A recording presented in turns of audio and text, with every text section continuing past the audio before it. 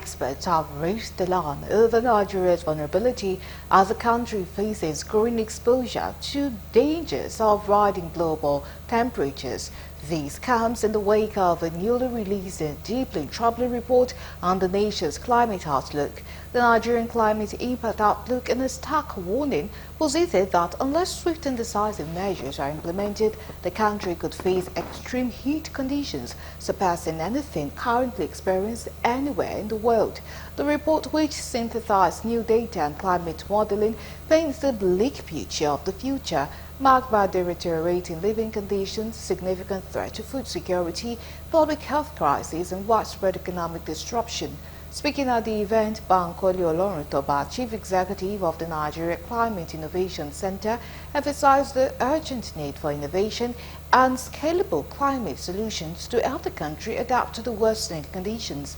Also speaking, Sa'adatu Medeki, representing the National Council for Climate Change, highlighted the critical role of cross-sector collaboration in building climate resilience, particularly at the grassroots level.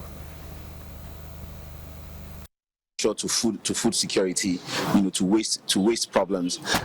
But the question now is that how informed are we in finding the right solutions that can help us make better decisions, in mitigating and also adapting to the crisis of climate change. Nigeria has made significant commitment, to mention a few: reducing greenhouse gas emission by 20% unconditionally, which was mentioned by Prof. earlier, to 47% conditionally by 2030 through the nationally determined contribution.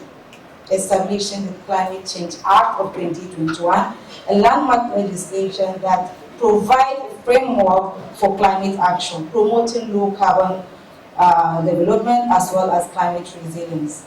Committed to tripling our energy generation capacity by 2030, with 30% coming from renewable sources through the Sustainable Energy for All Action Program. When we look at the reality of climate change, it is no longer a myth. It's what we can all see.